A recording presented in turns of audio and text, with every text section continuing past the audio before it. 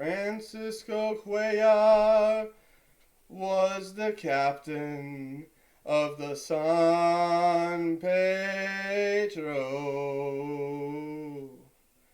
And as the great fleet sailed on by the shores of this island nation, Francisco found a brief moment to rest his weary eyes. But a nasty pilot took control, leaving the formation. So Francisco, along with 20 other captains, were summoned to the deck of the admiral's ship, but the admiral was nowhere to be found, sulking in his cabin, humiliated.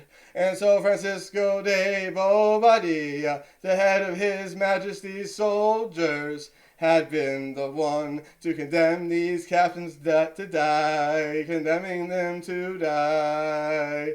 Burn it down.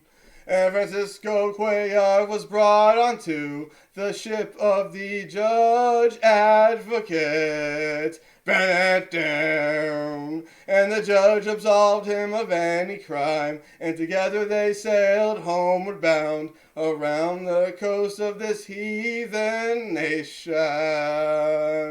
But little did they know that the weather was brewing up mighty storms, the wrath of the Lord. Down.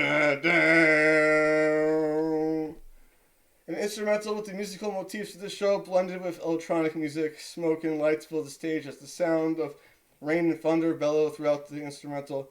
At some point, the Greek god Poseidon could appear. Now we're on the Irish coast near Sligo Bay. 3 ships wrecked by the Irish coast lie in the background. We see dead bodies and people wail out in pain. But we don't hear this, we only see the actions on stage. The Cuellar chorus continues their song. A long journey brought them to the Irish coast. They anchored for 4 days, and on the 5th a great storm bellowed. Ban down. Over 1,000 corpses washed ashore, and Francisco Cuellar came upon the land of his enemy. Ban down. He was now at the total mercy of the savage people, the savage enemies. Ban down. Ba-da-da-da-da-da down, ba-da-da-da-da-da down, be-da-da-da-dee-da-down, be-da-dee-da-die, be-da-dee-da-dee-da-dee-da-die. Half naked and wounded beyond repair, Francisco Cuellar concealed himself and made it through the night. Ba-da-da.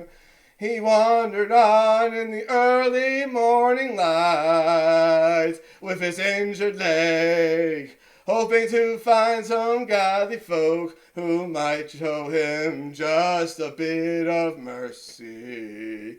Burn it down. He found a monastery, deserted and desecrated of all its splendor. Burn it down. 12 dead men were hanging on the windows, and they all hailed from his land, the land of the Spanish men. Down. So he continued on his way, and there he found more of his brethren. An islander who was rather friendly led them all from the coastline to a village of huts made from straw. But fearing the authorities, Francisco Cuellar wandered on and came across more misfortune in the forest of his enemy. Down. An elderly savage and 2 young men wounded him even further, and took from him all that he had left. A gold chain in pieces he sewed into his garments, and they would have left him good as dead. But a young girl of about the age of 20 saw pity on Francisco, and the young maid helped heal his wounds and got for him some milk and oaten bread. And he was told to travel toward the mountains. Over yonder the lands belong to a great and savage man that holds the Catholic faith and is a friend of the King of Spain. He will treat Francisco gently and with hospitality. Down. Down, and he made it to the land of this great and mighty savage man. Down. But he wasn't there, for he was fighting his own war against those English heretics. Down. But the villagers were very nice and treated the Spaniards gently. And then a ship across the seaside flew, the colors of their people, how fortunate. But Francisco Cuellar couldn't make it in time. So he watched the ship sail on by, but fortune stands that the trip was fatal and it wrecked along the coastline. Down.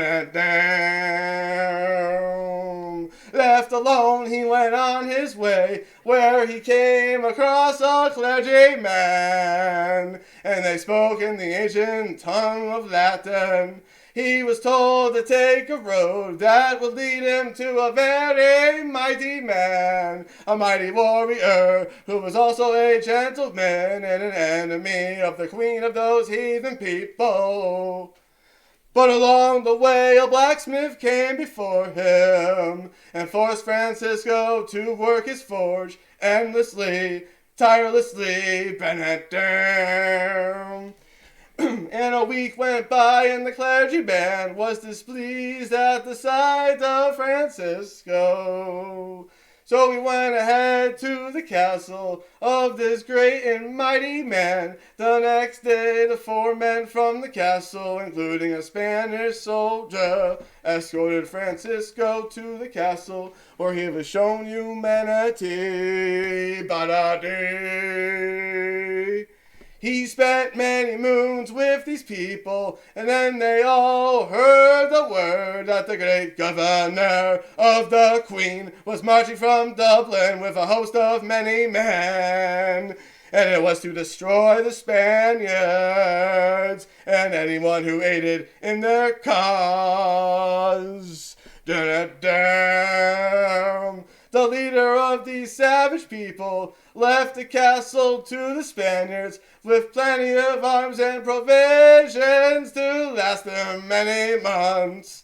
And the leader made them take an oath that they would let not a soul into the castle. Banata. He then embraced Francisco Cuellar and led his people into the mountains. Down. And the governor's forces besieged this place for many weeks, but they never found a point of weakness around this floating fortress.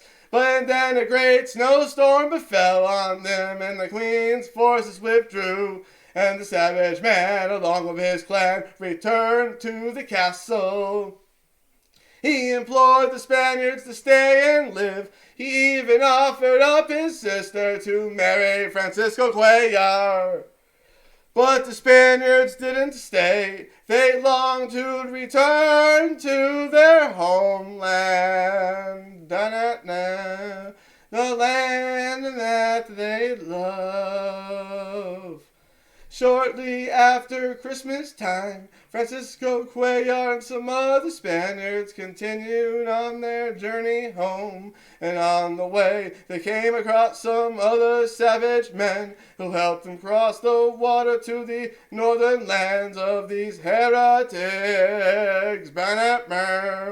And once across to this land, they sought the help of the Scottish king, who was a friend of the Catholic faith.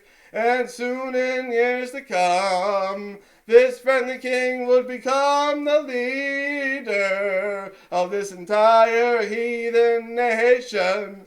So Francisco Cuellar made it to the mainland, and he made his way back to his home, and he wrote about his troubles.